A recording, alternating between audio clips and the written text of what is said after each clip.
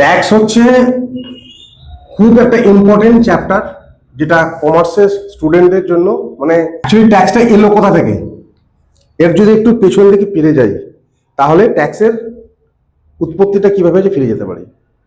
এখন যে গভর্নমেন্ট আছে, আমাদের স্টেট গভর্নমেন্ট বা সেন্ট্রাল গভর্নমেন্ট, এরা আমাদের রাজ্যটাকে পরিচালনা করছে।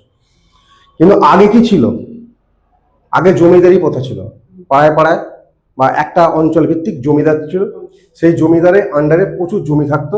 সেই জমি কি করতে হতো, চাষিবাসী লোকেদের যারা চাষ করতে দিত, তারা সেখানে ফসল ফলাতো, ফসল ফলিয়ে তাতে থেকে যে ইনকামটা হতো তার একটা পরিমাণ টাকা ওই জমিদারকে দিত। কি হিসেবে দিত না, তুমি আমার জমিটাকে ব্যবহার করেছো, তার পরিবর্তে তুমি আমার কিছু খাজনা দিচ্ছ, আমার তা থেকে ইনকাম হবে, ট্যাক্স। সেই জায়গা থেকে কিন্তু আজকের যে বর্তমানে আমরা ইনকাম ট্যাক্স বলি বা জিএসটি বলি, যা কিছু ট্যাক্স উৎপত্তি কিন্তু সেই জায়গা থেকে। তাহলে ট্যাক্স হচ্ছে এমন একটা আদায় যেটা গভর্নমেন্টের পক্ষ থেকে জনগণের কাছ থেকে টাকা আদায় করা হয়। যে টাকাটা আদায় করার উদ্দেশ্য হচ্ছে গভর্নমেন্টের একটা ফান্ড তৈরি করা। গভর্নমেন্টের যে ফান্ড তৈরি হবে, সেই ফান্ড থেকে কি হবে, গভর্নমেন্টের একটা কাজ হবে। গভর্নমেন্ট কি কাজ করে? আমাদের রোড তৈরি করে, ট্রান্সপোর্ট সিস্টেম তৈরি করে, আমাদের স্বাস্থ্য ব্যবস্থা করে, শিক্ষা ব্যবস্থা করে, আরো অনেক কিছু সিস্টেম রয়েছে। সেই সমস্ত কিছু সিস্টেমগুলোকে চালনা করতে গেলে গভর্নমেন্টের টাকার দরকার। তাহলে টাকাটা আসবে কোথা থেকে?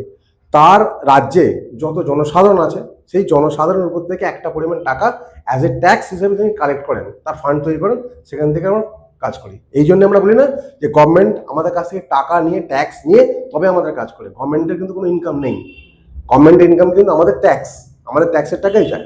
তাহলে আমরা ট্যাক্স বলতে কি বুঝলাম না, গভর্নমেন্টের একটা আদায় যেটা আমাদের কাছ থেকে তোলে, জনসাধারণের কাছ থেকে তোলে, যেটা গভর্নমেন্ট একটা ফান্ড তৈরি করে, যে ফান্ডের উদ্দেশ্য হচ্ছে যে রাজ্যের একটা ডেভেলপমেন্ট করা, রাজ্যের একটা সম্পদ সৃষ্টি করা, রাজ্যের ব্যবস্থা সিস্টেম মেনটেন করা।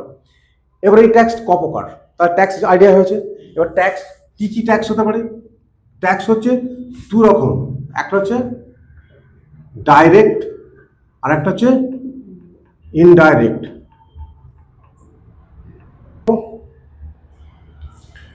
তাহলে ট্যাক্স মনে হচ্ছে আমার থেকে আদায় করছে, তাহলে যে ট্যাক্সটা ডাইরেক্টলি আমাদের কাছ থেকে আদায় করছে তাকে ডাইরেক্ট ট্যাক্স বলবো।